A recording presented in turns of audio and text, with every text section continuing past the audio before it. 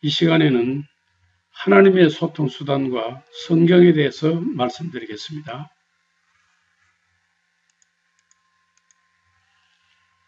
오늘 우리의 소통 수단은 뭐지요? 우리는 어떤 소통 수단을 사용하고 있습니까? 누구와 연락하기 위해서 전화를 할 때가 있고, 또 요즘 많은 사람들이 SNS라 그래서 페이스북을 통해서 서로 소통할 때가 있고, 또 네이버의 밴드를 통해서, 또 이메일을 통해서 소식을 주고받기도 하고, 많은 사람들이 스마트폰에 카카오톡을 이용하기도 합니다. 오늘 우리는 과거보다도 여러 가지 소통 수단을 다양하게 사용하고 있습니다. 그러면 여기서 하나님의 소통 수단은 무엇일까? 한번 생각해 보십시다. 민수기 12장 6절에서 8절에 이런 말씀이 있습니다. 하나님께서 말씀하시기를 내 말을 들으라. 너희 중에 선지자가 있으면 나 여호와가 환상으로 나를 그에게 알리기도 하고 꿈으로 그와 말하기도 하거니와 내 종 모세와는 그렇지 아니하니 그와는 내가 대면하여 명백히 말하고 하는 이런 말씀이 있습니다.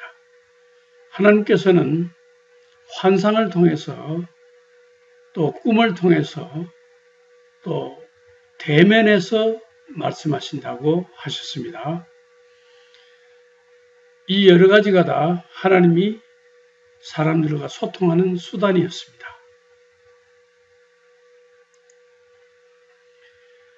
환상으로 소통한 경우를 보면은 하나님이 아브라함에게 환상을 보이시고 자신의 뜻을 말씀하셨고 에스겔에게, 다니엘에게, 아나니아에게, 베드로와 고넬료, 바울과 사도 요한 이런 사람들에게 하나님께서 환상을 보여주셨습니다. 또 하나님께서는 꿈으로 야곱에게 나타나시고 요셉에게 또 이집트 왕 바로에게도 바벨론 왕 느부갓네살에게도 꿈으로 하나님의 계시를 말씀하셨습니다. 또 솔로몬에게도 동방박사들에게도 심지어 빌라도의 아내에게도 하나님께서 꿈으로써 하나님의 뜻을 알리셨습니다. 또 일반적인 계시로서 아브라함이나 선지자들과 사도들과 바울에게 하나님께서 계시의 말씀을 통해서 하나님의 뜻을 전하셨습니다. 그런가 하면은 모세에게는 하나님께서 대면에서 말씀하셨다고 하셨습니다. 그러니까 이때까지 다른 사람들에게는 환상, 꿈, 계시 이런 방법이었지만은 모세는 대면에서 대화를 하셨다 하셨습니다. 이것은 모세를 그만큼 특별하게 사용하셨다는 것을 우리가 알 수 있습니다. 그리고 하나님께서 모세에게 기록하라고 하셨어요. 여호와께서 모세에게 이르시되 너는 이 말들을 기록하라. 내가 이 말들의 뜻대로 너와 이스라엘과 언약을 세웠음이니라 하시니라. 출애굽기 34장 27절에 하나님께서 말씀하신 것을 기록하라고 하셨습니다. 환상이나 꿈이나 계시나 대면한 대화를 기록으로 남겨라는 뜻입니다. 그리고 이 기록으로 남긴 것이 바로 성경입니다. 이 기록을 어디에 할까요? 성경에 나타난 기록들을 종합해서 보면은 십계명은 하나님께서 두 돌판에 기록하셨죠.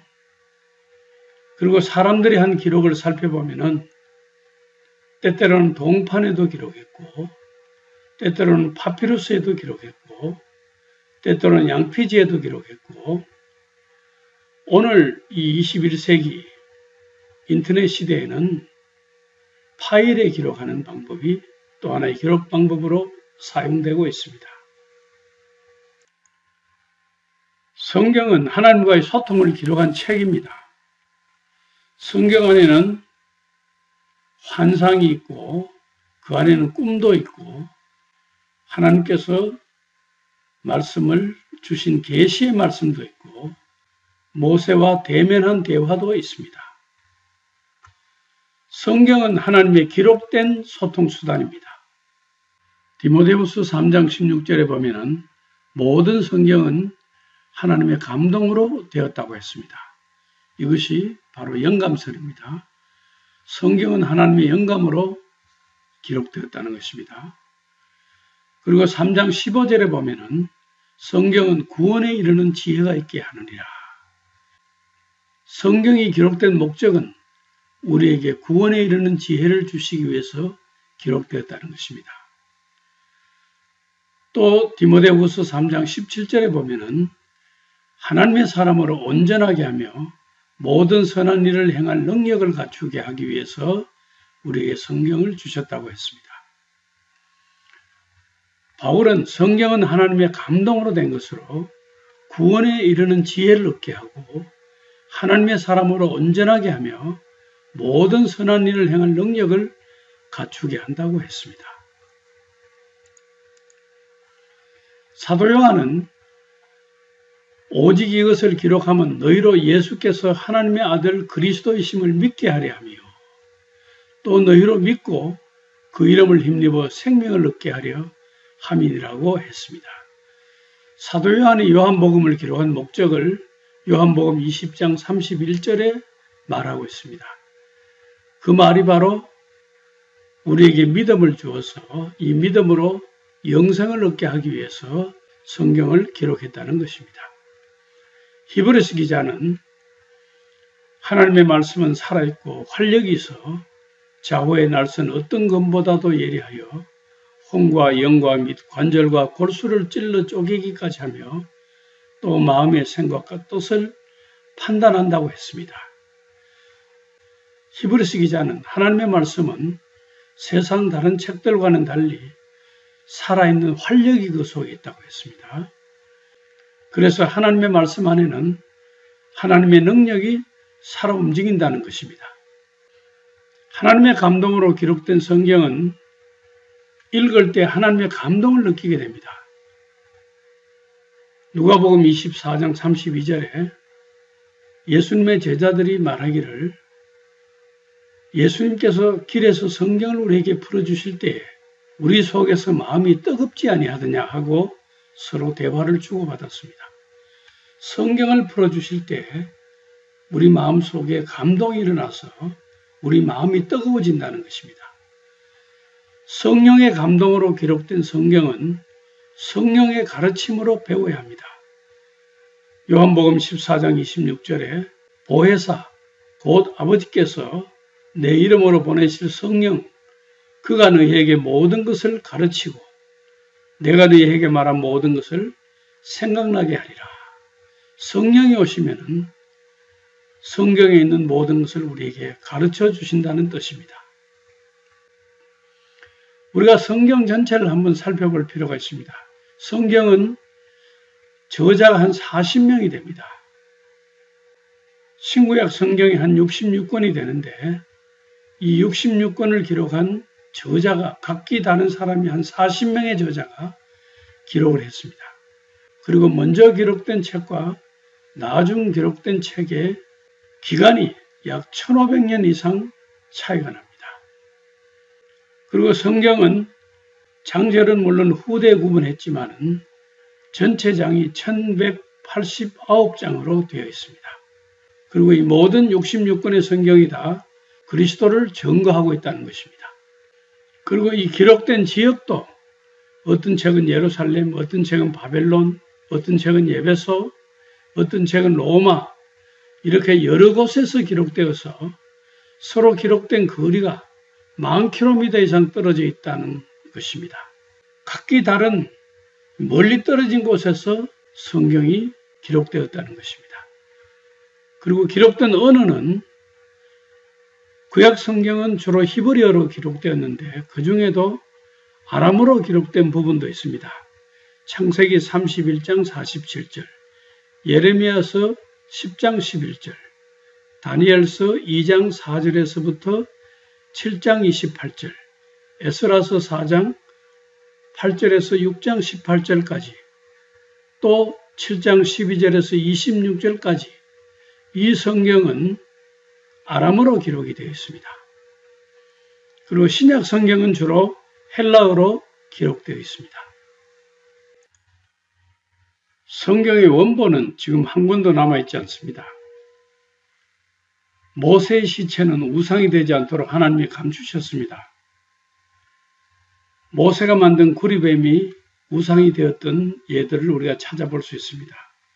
열왕기하 18장 3절에서 4절을 보면은 히스기야가 모세가 만들었던 놋뱀을 이스라엘 자손이 이때까지 향하여 분향함으로 그것을 부수고 너우스단이라 일컬었더라는 말씀이 있습니다. 이스라엘 백성이 모세가 만들었던 놋뱀도 그것을 우상으로 분향했다는 것을 이 성경을 통해서 보면서 만일 하나님께서 모세의 시체를 감추지 않으셨다면 그 모세의 시체가 이스라엘 백성들에게 우상이 되었을 것이라고 생각합니다. 교회 역사에서 성경을 숭배하던 사람들도 있었습니다. 성경은 하나님의 말씀이지 예배할 대상은 아닙니다. 만일 성경의 원본이 남아 있었다면 우상이 되었을지도 모릅니다. 원본 하나도 찾을 길이 없는 것도 어떻게 보면 하나님의 뜻인지도 모릅니다. 그런데 놀라운 것은 여러 시대에 걸쳐서 각기 다른 지방에서 여러 사람들이 원본에서 필사한 여러 사본들이 극히 일부분에 있어서 경미한 차이가 있지만 내용이 서로가 일치한다는 사실입니다.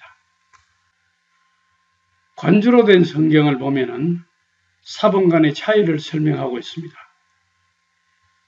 우리가 관주 성경의 어떤 사본에는 관로 안에 구절이 없음 또는 있음이라는 것을 볼 수 있습니다. 이것은 원본을 보고 베껴서 읽던 고대 사회에서 베끼는 과정에서 일어날 수 있는 일들이었습니다. 이런 것이 사본 사이에서 생긴 차이점입니다. 예를 들어 봅시다. 여기 사도행전 15장 34절인데 여기는 34절이 없다고 해놓고 또 어떤 사본에는 34절이 있다는 것입니다. 신라는 그들과 함께 유하기를 작정하고가 있고 해놨습니다. 그러니까 이 사본에는 34절이 없다는 것이고 다른 사본에는 34절이 있다는 것입니다. 그 34절이 바로 신라는 그들과 함께 유하기를 작정하고 이런 말이 있다는 것입니다. 그래서 사본간에는 34절의 내용이 없는 것도 있고 있는 것도 있고 이 차이가 있다는 것입니다. 그러면 우리가 어떻게 판단할 것이냐? 34절이 있다고 보아야 할 것이냐? 없다고 보아야 할 것이냐? 사본간의 이 차이를 어떻게 해결할 것인가? 할 때에 34절이 없는 것을 더 분이 있게 봅니다. 왜 그러냐 하면은 이 34절은 후대 누가 베끼면서 임의로 해석을 해서 추가해서 넣었다고 봅니다. 왜 그렇게 생각하느냐 하면은 예루살렘에서 수레 안디옥 교회로 예루살렘 교회에 파송을 받고 왔던 신라가 예루살렘 교회에 공문을 전달하고 예루살렘으로 돌아가 버렸다면 2차 전도 여행을 사도 바울이 떠날 때 신라를 데리고 떠났는데 어떻게 데리고 떠났겠느냐. 그러니까 신라는 남아 있어야 데리고 떠나는 것이 아닌가 하고 해석을 해서 임의적으로 신라는 남아있고를 추가해서 넣었다고 보는 것입니다. 성경은 인간의 생각으로 추가해서 넣었다고 볼 때에 그 자체가 권위가 없다고 봅니다. 이해가 안 되어도 있는 그대로를 남겨둔 것이 오히려 더 권위 있는 사본으로 판단되기 때문입니다. 성경 사본들은 손으로 뺏길 때에 파피루스나 양피지나 토판을 사용했습니다. 지구상에 남아있는 가장 오래된 성경은 원본 성경을 토대로 손으로 필사한 사본들만 남아있습니다. 원본은 하나도 없습니다. 성경을 베껴서 읽는 일은 초기부터 있었으며 베낀 것에서 또 뺏기고 시대가 지나면서 오래된 것은 낡아서 없어져 버렸습니다. 종이로 서여진 것은 이집트에서 나오는 파피루스 식물이었으며 찰콜과 물 등을 잉크로 썼습니다. 작은 글은 한 장으로 썼지만 큰 분량의 글은 두루마리를 만들었습니다. 파피루스는 질기지 못했으므로 4세기에 와서는 더 오래가는 양의 가죽을 말려서 양피지에 글을 쓰는 일들이 많아졌습니다. 오늘까지 남아있는 성경 사본들 중에 가장 오래된 사본인 사해사본은 파피루스와 동판에 기록되어 있습니다. 사본의 권위는 원본과 일체해야 권위가 있습니다. 2세기에서 15세기까지 성경의 일부 또는 전부에 대한 사본들이 알려진 것만으로도 약 4,000개가 된다고 합니다. 그런데 이 사본들 가운데 권위가 있는 것은 오래된 사본일수록 권위가 있습니다. 그리고 대문자 사본이 소문자 사본보다 더 권위가 있습니다. 왜 그러냐면은 소문자보다 대문자가 나온 역사가 더 오래되기 때문에 그렇습니다. 성경을 우리가 생각하면서 몇 가지 단어를 우리가 익숙하게 알 필요가 있습니다. 원본은 무엇이냐? 성서의 원저자가 기록한 책을 원본이라고 합니다. 그것은 지금 하나도 남아있지 않습니다. 사본은 원본이나 사본을 보고 손으로 베낀 것을 사본이라고 합니다. 원문은 뭐냐? 사본들 간에 차이가 있을 때에 원래 원본의 모습은 어떠했을까를 생각하면서 여러 사본을 대조해서 원래 원본에 있던 내용을 찾아서 재구성해 놓은 것을 원문이라고 합니다. 그러니까 여러 사본을 대조해서 원본의 내용을 구성해 본 것입니다. 역본은 무엇이냐? 원문을 각 나라 말로 번역한 것입니다. 그러니까 원본에서 사본이 나왔고 사본을 대조하면서 원문을 만들었고 이 원문에서 번역한 것이 역본입니다. 그리고 개정은 역본에서 번역이 잘못되었을 때에 이 번역을 다시 개정한 것을 개정판이라고 합니다. 성경의 원본은 하나도 남아있지 않으며 여러 사본들을 대조해서 원문을 만들었으며 더 나은 사본이 발견되면 원문도 바뀌게 되고 원문에서 번역이 나왔으므로 잘못된 번역은 항상 개정되어야 합니다. 구약 성경에 권위 있는 원문은 키텔판으로 알려져 있습니다. 우리 한글 성경, 구약 성경도 이 키텔판에서 번역을 했습니다. 신약 성경에 권위 있는 원문은 네슬판이라고 알려져 있습니다. 우리 한글 성경도 이 네슬판에서 번역이 되어져 있습니다. 성경의 장과 절은 원래는 원문에는 성경의 장과 절이 없습니다. 1551년에 출판된 스테파노 성경 제4판부터 장과 절이 붙여졌습니다. 그 이전 성경에는 장과 절이 없었습니다. 이렇게 장과 절을 붙인 것은 찾아보기 쉽게 하기 위해서 후대에 붙인 것입니다. 예수님께서 나사렛 회당에서 이사야서를 읽으셨을 때는 주의 성령이 내게 임하셨으니 하고 기록된 곳을 찾아 읽으셨지 몇 장 몇 절을 찾아서 읽은 것이 아닙니다. 성경의 변천사를 보면 구전시대, 입으로 전해지던 시대가 있었습니다. 그런가 하면은 필사시대, 파피루스나 양피지나 토판 등의 문자로 서서 전하던 시대가 있었습니다. 그리고 이제 이런 시대가 지나서 활판 인쇄술이 발달되면서 이제 종이의 활판으로 인쇄하던 시대가 있었습니다. 활판 인쇄는 16세기 이후에 활발하게 이루어졌습니다. 그리고 오늘 21세기에는 파일과 앱으로 전해지던 시대가 되었습니다. 컴퓨터나 태블릿 PC나 휴대폰이나 이북으로 전해지게 되었습니다. 여러분들이 보시는 이 왼편 사진이 시내산 사진인데 나무도 별로 없고 풀도 별로 없고 완전히 돌로 된 산입니다. 그래서 이 시내산에서 하나님께서 십계명을 기록해서 모세에게 주실 때는 돌판에다가 기록해서 이 두 돌판에 기록한 십계명을 모세에게 주셨습니다. 돌이 많으니까 이 돌판에 기록할 수가 있었죠. 왼편 사진이 파피루스 식물입니다. 물에서 자라나는 파피루스라는 식물인데 이 식물을 눌러서 종이처럼 사용했습니다. 오른쪽이 파피루스에 기록된 성경입니다. 여러분들이 보시는 이 사진은 양피지입니다. 양가죽을 벗겨서 이렇게 종이처럼 사용했습니다. 이것을 양피지, 파치먼트라고 합니다. 이 사진은 양피지나 파피루스에 기록할 때 사용하던 기록 도구들입니다. 이 사진은 사회사본을 기록할 때 사용했던 잉크통입니다. 제가 이 잉크통을 이스라엘 박물관에서 촬영해서 여러분들에게 보여드리고 있습니다. 이 사진은 사회사본을 기록한 동판입니다. 동판에도 성경을 기록했던 것을 알 수가 있습니다. 왼쪽에 있는 이 옹기는 사회사본을 파피루스든지 동판이든지 이 안에 넣어서 보관했던 옹기입니다.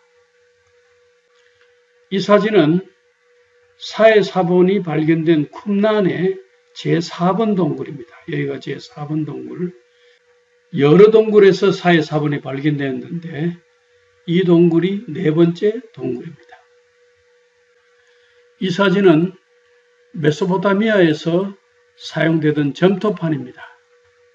메소포타미아에서는 파피루스나 양피지 대신에 이런 점토판을 종이 대신에 사용했습니다. 파피루스는 이집트에서, 양피지는 소아시아에서, 점토판은 메소포타미아에서 주로 사용했습니다. 이 사진은 초기 활판 인쇄기인데 비텐베르그 루터이집 박물관에서 제가 촬영해서 여러분들에게 보여드리고 있습니다. 15세기 이후에는 활판 인쇄로 인쇄된 성경을 주로 사용하게 되었습니다. 성경을 베껴서 쓰는 일들은 15세기에 와서 인쇄술이 발달되면서 이제는 인쇄하게 되었습니다. 구텐베르그의 활판 인쇄술의 발명으로 성경을 손으로 필사하던 시대는 이제 지나가고 대량으로 인쇄해서 사용하는 시대가 도래했습니다. 인쇄술의 발달은 성경과 신학사상이 대량 보급되고 이를 통해서 종교개혁이 이루어지는 계기가 되었습니다. 인쇄된 성경이죠. 오늘 우리가 가지고 있는 대부분의 종이책 성경이 바로 인쇄된 성경입니다. 필사시대에서 인쇄시대로 넘어오는 것도 혁명이었다면 인쇄시대에서 인터넷 시대로 넘어오는 것은 더 큰 혁명이었습니다. 이제 스마트 시대에는 디지털 방식의 앱을 통해서 모든 사람의 손안에서 정보혁명이 이루어지고 있습니다. 성경이 필사되던 시대, 인쇄되던 시대, 이제는 전자책으로서 앱 시대가 되었습니다. 스마트폰, 태블릿 PC 등의 출현으로 오늘 많은 사람들이 종이책보다는 스마트폰이나 태블릿 PC로 책을 읽는 시대가 되면서 앱 성경이 나왔습니다. 앱으로 개발된 성경은 우선 휴대가 간편하고 카카오톡, 트위터, 페이스북 등 SNS를 통해서 전달 효과가 극대화되고 있습니다. 앱 성경은 다양한 기능을 가지고 있습니다. 이 안에는 성경 본문도 있고 기록하고 싶은 메모도 기록할 수 있고 또 북마크도 할 수 있고 이 안에 사전도 있고 또 특별한 단어를 찾기 위한 찾기 기능도 있고 다양한 부가 기능이 있어서 효과적으로 성경 공부를 할 수 있습니다. 인터넷과 연결해서 위치 기능을 추가하면 성서 지도와 사진 자료도 연결할 수 있습니다. 앱으로 개발된 문화 성경은 성서 지도를 구글 위성 지도와 연결해서 앱 성경 안에서 성서의 땅을 위성 지도를 통해서 확인할 수 있게 개발되어 있습니다. 이북은 책보다 가격이 저렴하고 여행 중에는 무겁게 휴대하지 않아도 되는 편리함이 있어서 많은 사람들이 활용하고 있습니다. 앱 성경, 이것은 제가 개발한 문화성경인데 성경 본문 밑에다가 성서문화와 관련된 사진 자료들을 성지와 또 박물관 등의 유물 사진 자료들을 성경 본문 밑에 추가로 삽입해 놓아서 문화적으로 성경을 이해할 수 있게 한 성경입니다. 앱으로 개발되어 있고 여러분들이 휴대폰 안에서 다운받으면은 이렇게 휴대폰에 아이콘이 떠서 이 아이콘을 클릭하면은 성경 전체를 볼 수 있도록 휴대폰 안에서 볼 수 있는 성경으로 개발되어 있습니다. 이 문화성경은 영어로도 개발되어 있는데 NRSV판 또 Good News Translation판 이렇게 개발되어 있습니다. NRSV판은 원문에 가장 충실하게 번역되었다는 영어 성경이고 Good News Translation은 현대 영어로 가장 번역이 잘 되었다는 번역판입니다. 문화성경 앱은 위성지도 보기가 있습니다. 위성지도 보기를 클릭하면 문화성경 안에 있는 지명사진이 정확하게 지도상에 위치가 어디인지를 보여줍니다. 요즘 시대를 허브 시대라고 합니다. 허브 시대란 말은 모든 것이 통하도록 중심에 모아놓은 시대입니다. 허브 도시, 역세권 도시란 말이죠. 허브 시장, 모든 물품들이 다 한 곳에 모아졌단 말이죠. 바이블 허브, 성경에 대한 인프라를 한 곳에 모아놓은 것을 말합니다. 성서 문화 허브, 성서 문화에 대한 것을 한 곳에 모아놓은 것을 말합니다. 바이블 허브라는 사이트에 들어가면은 성경에 대한 모든 것을 한 곳에 모아둔 것입니다. 여기에서 성서 원문도 볼 수 있고 또 여러 가지 번역도 한 곳에서 볼 수 있고 사전도 찾아볼 수 있고 강해도 이곳에서 찾아볼 수 있고 히브리 원문이나 그리스 원문도 찾아볼 수 있도록 한 곳에 다 모아둔 것입니다. 성서 지도도 모아두었습니다. 이것은 성서 문화 허브인데 제가 구성한 것입니다. 여기 보면은 성서 문화에 대한 자료를 다 한 곳에 모아두었습니다. 또 성서 문화에 대한 강의를 또 모아두어서 유튜브에 채널을 만들어서 유튜브 안에서 제가 강의한 성서 문화에 대한 강의를 찾아볼 수 있도록 클릭하면 바로 들어갈 수 있게 되었습니다. 그리고 성서 지도를 클릭하면 성서 지도에 대한 것을 또 볼 수 있도록 되어 있습니다. 이 성서 문화에 대한 허브를 한 곳에 모아둔 것입니다. 유튜브를 클릭하면은 제가 평신도 신학 특강한 것도 여기에서 다 열려서 볼 수 있도록 제가 한 것만 채널을 만들어서 이렇게 모아둔 것을 볼 수가 있습니다. 그리고 웹에서 홈 화면에 바로가기를 추가하면은 이렇게 아이콘이 뜨는데 이 아이콘을 클릭하면은 바로 이런 허브 전체를 다 한눈에 볼 수 있게 됩니다. USB로 이 동영상 강의를 이 USB 안에 담으면은 성서 문화에 대한 전체를 TV로도 볼 수 있습니다. TV 화면 뒷면에 이런 단자가 나와 있는데 여기에 USB라는 단자가 나와 있죠. 이 단자에다가 USB를 꼽으면은 강의한 내용을 TV로 볼 수가 있습니다. 또 이 USB 단자는 휴대폰에 꼽게 되면은 휴대폰으로 강의한 내용을 볼 수 있습니다. 이 강의한 내용이 원고가 중심으로 뜨게 하기 위해서 제가 이렇게 편집해 두었습니다. 원고는 크게 나오고 제가 강의하는 모습은 이렇게 작게 나오게 되어서 시청자들이 원고를 충분히 볼 수 있게 구성을 해 두었습니다. 사진을 볼 때도 사진을 충분히 볼 수 있게 구성하고 제가 강의하는 모습은 작게 나타나게 이렇게 만들어 두었습니다.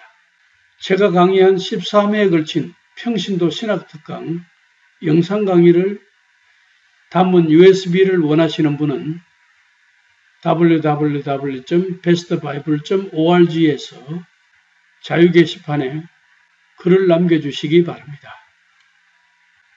하나님의 소통 수단에 대해서 이제 마지막으로 말씀드리고 결론을 맺겠습니다. 하나님의 소통 수단은 환상, 꿈, 계시, 대면한 대화, 모세를 통한 대면한 대화, 이런 여러 가지 방법으로 하나님께서 사람들과 소통하셨다는 것을 제가 말씀드렸습니다. 그런데 마지막으로 하나님이 아들을 통해서 계시하셨다는 것입니다. 이 아들을 통한 계시는 대면한 대화와는 또 무게가 다릅니다. 하나님께서 모세와 대면한 대화는 다른 선지자들과 환상과 꿈과 계시로 대면한 대화와는 다른 무게가 있습니다. 그런가 하면은 하나님께서 마지막으로 아들을 통한 계시는 모세와 대면한 대화보다도 더 무게가 있습니다. 이것은 하나님께서 아들을 통해서 직접 나타나셨기 때문입니다. 하나님의 마지막 가장 중요한 소통 수단은 아들을 통한 것입니다. 히브리서 1장 1절에서 3절에 이런 말씀이 있습니다. 옛적의 선지자들을 통하여 여러 부분과 여러 모양으로 우리 조상들에게 말씀하신 하나님이 이 모든 날 마지막에는 아들을 통하여 우리에게 말씀하셨으니 이 아들을 만유의 상속자로 세우시고 또 그로 말미암아 모든 세계를 지으셨느니라. 이는 하나님의 영광의 광채시요 그 본체의 형상이시라. 그의 능력의 말씀으로 만물을 붙드시며 죄를 정결하게 하는 일을 하시고 높은 곳에 계신 지극히 크신 이의 우편에 앉으셨느니라. 모세는 하나님께서 대면해서 말씀하셨습니다. 하나님의 아들 예수는 아버지의 본체를 나타내셨습니다. 빌립보서 2장 6절에 그는 근본 하나님의 본체시나 이런 말씀이 있습니다. 아들을 보는 것은 아버지를 보는 것입니다. 요한복음 14장 9절에 나를 본 자는 아버지를 보았거늘 어찌하여 아버지를 보이라 하느냐. 아들이 말하는 것은 아버지가 말하는 것입니다. 요한복음 14장 10절에 내가 너희에게 이르는 말은 스스로 하는 것이 아니라 아버지께서 내 안에 계셔서 그의 일을 하시는 것이라. 이런 말씀이 있습니다. 아들이 행하시는 것은 아버지가 행하시는 것입니다.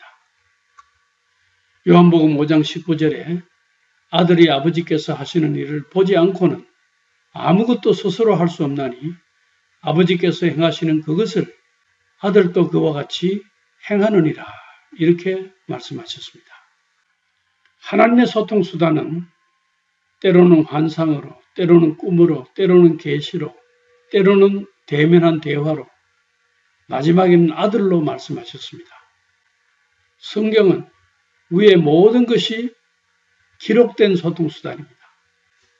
오늘도 환상도 있을 수 있고 꿈도 있을 수 있고 계시도 있을 수 있습니다. 그렇지만은 오늘 우리는 위의 모든 소통 수단이 통합되어서 기록된 성경을 가지고 있습니다. 성경은 기록된 소통 수단입니다. 하나님의 마지막 소통 수단이며 하나님의 본체인 예수를 마음에 모시고 하나님의 기록된 소통 수단인 성경을 늘 묵상하고 살아가면 우리 영혼이 잘됨 같이 우리가 범사에 잘되고 강건할 것입니다.